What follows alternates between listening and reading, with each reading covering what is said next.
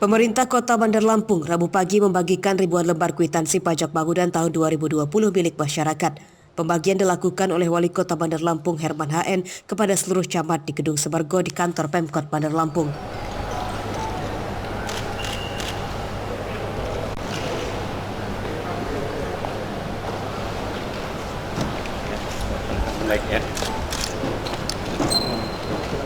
Penyampaian lembar pajak bumi dan bangunan ini menyusul kebijakan Wali Kota Bandar Lampung terkait penggratisan beban pajak kepada masyarakat dalam rangka meringankan beban selama pandemi. Penggratisan pajak bumi dan bangunan yang digratiskan bernilai di bawah Rp150.000, kemudian diskon 50% bagi pembayaran pajak dengan nilai Rp150 sampai dengan Rp300.000, serta diskon 30% bagi pembayaran pajak dinilai Rp300 sampai dengan Rp500.000.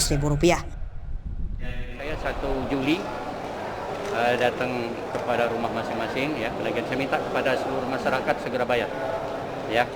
Bagi yang gratis dari 0 sampai 150 itu gratis.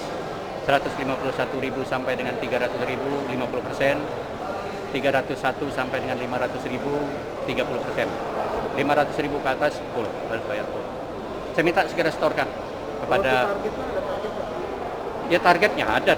Kan ada target dalam APBD saya ada. Ya, mudah-mudahan tercapai. Oke. Pada pelaksanaannya, lembar kwitansi tanda lunas pajak bumi dan bangunan ini akan didistribusikan masyarakat melalui kelurahan yang diteruskan ke tingkat RT. Pihak Pemkot Bandar Lampung berharap dengan penggratisan pajak bumi dan bangunan ini diharap dapat meringankan beban masyarakat dampak pandemi serta dapat digunakan untuk urusan administrasi kependudukan lainnya. Karena pajak-pajak ini diambil dari masyarakat, bukan pengusaha. Jeffrey Arifin melaporkan dari Bandar Lampung.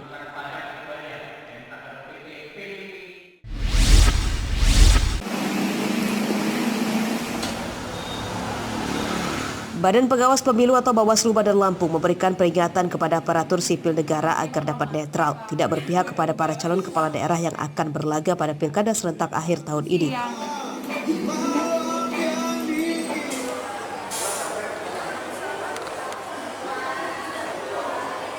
Hal ini disampaikan oleh Ketua Bawaslu Bandar Lampung, Candrawarsa pada Rabu siang di kantornya.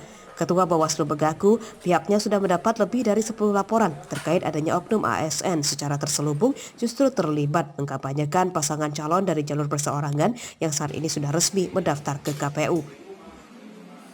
Laporan keterlibatan ASN dalam upaya pemenangan calon kepala daerah dari jalur perseorangan itu berasal dari 5 kecamatan di Bandar Lampung.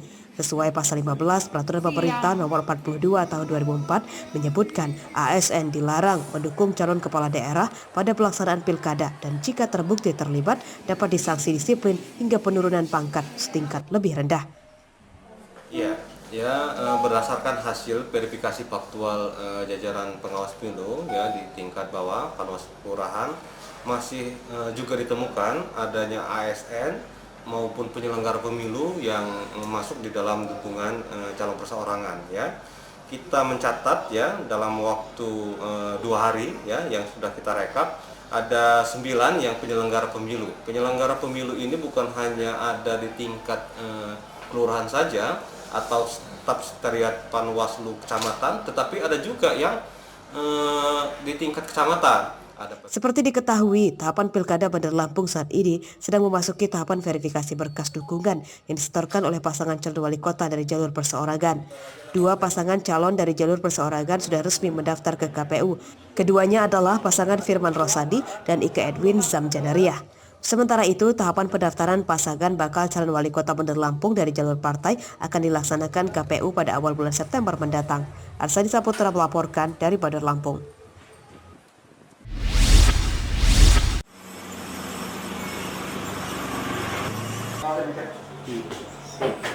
Komisi Penyiaran Indonesia Daerah Lampung mendorong para calon kepala daerah nantinya untuk lebih banyak memanfaatkan media massa sebagai sarana sosialisasi.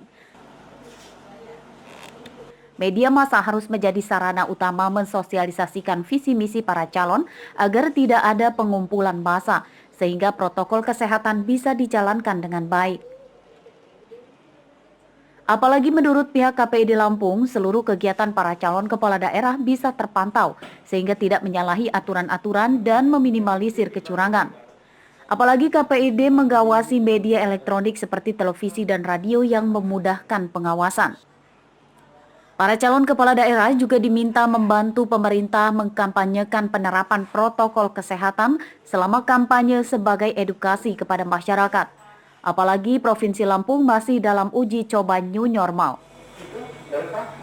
Itu akan memaksimalkan media bagaimana caranya menyapa calon pemilihnya, bagaimana mensosialisasikan program-programnya.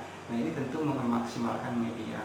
Nah, harapan kami dari KPID ini kan tidak langsung ya, tidak bersinggungan langsung, tetapi lahir karena ada SKB. Di dalam SKB surat keputusan bersama itu antara KPU, Bawaslu, Dewan Pers dan KPID. Pada Pilkada serentak 9 Desember 2020 nanti, di Lampung akan digelar pemilihan kepala daerah di 8 kabupaten kota. Selain itu, KPID juga merupakan bagian dari tim gugus tugas percepatan penanganan COVID-19. Robila Ste melaporkan dari Bandar Lampung.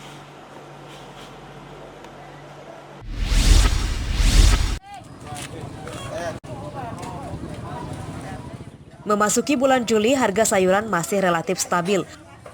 Seperti pantauan di Pasar Sentral Kota Bumi, Lampung Utara. Harga sayuran jenis wortel, buncis, dan kentang masih stabil di kisaran harga 9 sampai dengan Rp11.000 per kilogramnya. Untuk harga cabai merah maupun harga cabai rawit kini masih kompak di kisaran Rp30.000 per kilogramnya.